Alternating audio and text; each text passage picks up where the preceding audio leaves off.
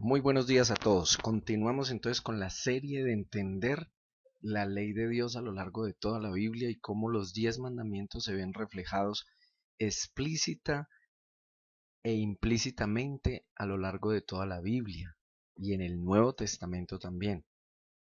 Cuando yo digo explícitamente que algo está explícito en la Biblia significa que dice literalmente las palabras. Por ejemplo, si dijéramos que no fumar aparece explícitamente en la Biblia, deberías decir así: no fumar. Sabemos que en la Biblia no está no fumar explícitamente, pero sí está implícitamente en otros textos. Implícitamente quiere decir que aunque no dice las palabras exactas, se da a entender por el contexto o por la idea que quiere transmitir el escritor de que eso está incluido. Por ejemplo, en Gálatas 5:19, donde el apóstol Pablo está hablando de las obras de la carne, claro, él no le alcanzaría toda esta vida para incluir todas las obras de la carne. Menciona una cantidad, pero no quiere decir que las otras que no mencione no están incluidas. Y termina diciendo el texto: y cosas semejantes a estas. Ahí eso nos da un amplio paréntesis para incluir todo lo que sea parecido a esos pecados. Espero me haga entender. Entonces, arrancamos con este recorrido que va a ser muy interesante a lo largo del Nuevo Testamento, descubriendo mandatos directos e indirectos, de cómo aparecen los 10 mandamientos con otras palabras y a veces directamente las mismas palabras en este texto. Entonces vamos a arrancar con Mateo. Cuando Jesús va a iniciar su ministerio en Mateo capítulo 4, versículo 17, la primera frase que empezó a salir de sus prédicas fue: arrepiéntanse, porque el reino de los cielos se ha acercado. Entonces, desde ahí partimos pues la intención del Señor, y en muchos textos a lo largo de los evangelios se ve el Señor reiteradamente aclarando este punto, llamando a arrepentimiento en sus mensajes, llamando a la necesidad de dejar lo malo, de santificarse, etcétera. Entonces, eso en Mateo 4:17. Ahora vámonos a Mateo 5, que fue, diríamoslo así, fue la primer predicación ya pública con una multitud, y fue la del famoso Sermón del Monte o las bienaventuranzas. Cuando usted escucha la palabra bienaventurado, significa doblemente bendecido, ¿ya? O sea que es una doble bendición. Y él arrancó allí y dice: viendo la multitud, subió al monte, y sentándose vinieron a él sus discípulos, y abriendo su boca les enseñaba diciendo: bienaventurados los pobres en espíritu, porque de ellos es el reino de los cielos. Bienaventurados los que lloran, porque ellos recibirán consolación. Bienaventurados los mansos, porque ellos recibirán la tierra por heredad. Bienaventurados los que tienen hambre y sed de justicia, porque ellos serán saciados. Bienaventurados los misericordiosos, porque ellos alcanzarán misericordia. Bienaventurados los de limpio corazón, porque ellos verán a Dios. Bienaventurados los pacificadores, porque ellos serán llamados hijos de Dios. Bienaventurados los que padecen persecución por causa de la justicia, porque de ellos es el reino de los cielos. Bienaventurados son cuando por mi culpa o mi causa les vituperen y les persigan y digan toda clase de mal contra ustedes mintiendo. Gócense y alégrense, porque su galardón es grande en los cielos, porque así persiguieron a los profetas que fueron antes de ustedes. Mateo 5, del 1 al 12. El sermón de las bienaventuranzas. ¿Qué vemos allí? Él arranca, aquí vemos una cantidad de órdenes indirectas que se deben entender implícitamente que están allí. Por ejemplo, él dice: doblemente bendecidos los pobres en espíritu. Lo contrario de pobreza, pobreza en espíritu viene a ser humildad. Entonces el Señor, ¿qué está diciendo acá? Está dando una orden. Usted quiere ser doblemente bendecido, sea humilde. Entonces nos da un mandamiento: sea humilde. ¿Qué es humildad? No ponerse máscaras, aceptar las debilidades, la dependencia de Dios, ser transparente en cómo es uno, no pretender impresionar a la gente, etcétera, ser original y ser de una actitud humilde, que no tiene nada que ver con pobreza, que hoy muchos dicen: es que es de una casita humilde. No, no, no, corrija eso, por favor. Humildad no tiene nada que ver con pobreza. es una actitud del corazón, es una virtud del carácter y es un fruto del Espíritu Santo. Luego dice, y obviamente humildad lo contrario orgullo, o sea que podríamos decir que implícitamente el Señor está diciendo no al orgullo. ¿Y el orgullo entra en qué mandamiento? En el primer mandamiento. ¿Por qué? Porque el primer mandamiento dice no tendrás dioses ajenos delante de ti. Y cuando yo soy orgulloso, o sea que soy terco, altivo, creo tener siempre la razón, autosuficiente, estoy poniendo mi razón, mi lógica, a mí mismo como mi Dios.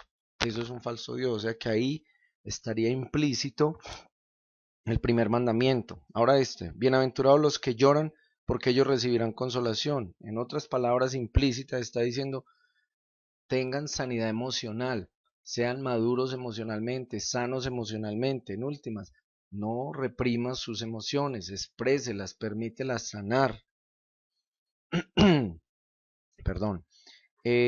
Versículo 5, bienaventurados los mansos, porque ellos recibirán la tierra por heredad. En palabras implícitas está diciendo, no violencia. ¿Qué mandamiento es ese? Mandamiento número 6, no matarás. Porque al matar yo estoy haciendo violencia. Y recuerden que no se mata solamente directamente con un cuchillo y una pistola, sino que se mata también con la intención del corazón, con las miradas y con las palabras o con brujería.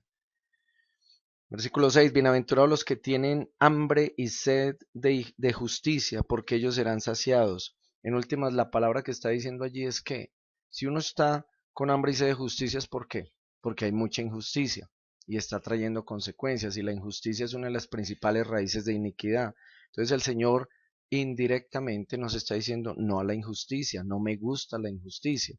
La injusticia entra en el mandamiento número 8, porque casi siempre tiene que ver con quitarle algo a las personas, y lo cual es robo, no robarás. Versículo 7, bienaventurados los misericordiosos, porque ellos alcanzarán misericordia. La misericordia está implícita en el área del perdón, o sea que es tener un corazón perdonador. Cuando uno perdona, empieza a desarrollar la virtud y a ejercitar la virtud de la misericordia, que es lo que Dios hizo. Justicia merecíamos todos. Dios vino y en vez de darnos su justicia, nos da su misericordia. O sea que no nos da lo que merecemos. Entonces, en última está diciendo el Señor, bienaventurados los que tienen un corazón perdonador, los que no se llenan de amargura, los que no están pegados de la venganza, ¿ya? De esos resentimientos. O sea que hay que ser perdonador. ¿Dónde entraría eso en los mandamientos?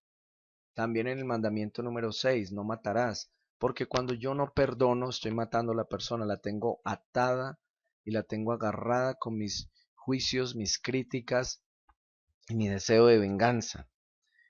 Versículo 8, bienaventurados los de limpio corazón, porque ellos verán a Dios. Esto tiene que ver con santidad. Un corazón limpio es un corazón íntegro. Entonces Dios está diciendo ahí en palabras implícitas, hey, practiquen la santidad. Y si vamos a hablar de eso, resumimos, todos los 10 mandamientos tienen que apuntar a santidad. Y en muchas palabras que veremos más adelante a lo largo del Nuevo Testamento, el Señor repetidamente llama a su pueblo a santificarse, a vivir en santidad, porque es la voluntad de Dios. Versículo 9, bienaventurados los pacificadores, porque ellos serán llamados hijos de Dios. Un pacificador, o sea, no está envuelto en pleitos, en contiendas, ni es aletoso, ni está toda hora en esas griterías, etcétera, peleas. Busca pacificar ¿qué? Pacificar a Dios, traer la paz entre Dios y el hombre, lo cual significa evangelismo. Yo llevo personas a que se conozcan con Dios, a que se arrepientan y entren en paz, porque la Biblia dice que el ser humano está en enemistad con Dios por su pecado. Entonces, implícitamente vemos acá, hey, vayan y evangelicen, pero también está implícito calmar, ser un ente de paz en el lugar donde estoy, pacifico, traigo quietud y paz a los lugares donde yo vaya, una autoridad pacificadora. Versículo 10, bienaventurados los que padecen persecución por causa de la justicia, porque de ellos es el reino de los cielos. Bienaventurados son cuando por mi causa los vituperen y los persigan y digan toda clase de mal contra ustedes mintiendo. Gócense y alégrense porque su galardón es grande en los cielos, porque así persiguieron a los profetas que fueron antes de ustedes. Finalizando entonces este texto, ¿qué dice el Señor? Ustedes van a ser doblemente bendecidos si por estarme siguiendo con un buen testimonio en integridad empiezan a mentir de ustedes. Ojo que ahí dice cuando hablan de mí mintiendo, porque hay cristianos que hablan de ellos pero diciendo la verdad. Ahora, eso no me da a mí el derecho de juzgar a un cristiano que esté fallando, pero lo que quiero decir es que aquí no es, si usted es un mal testimonio, hermano, trabaje sus áreas, santifíquese bien para que no dé que hablar, porque entonces están hablando es verdades, ahí no aplica el doblemente bendecido. Entonces aquí dice, cuando hablen de ustedes, los persigan y de todo, diciendo cosas malas de ustedes, mintiendo, que cuando eso pase, entonces implícitamente que está diciendo, mira, a ustedes les va a pasar eso. Y el mandamiento es, tengan la actitud correcta frente a esas persecuciones, frente a esas burlas, frente a esos chismes. Gócense y alégrense, ¿sí? Porque así persiguieron a los profetas que fueron antes de ustedes.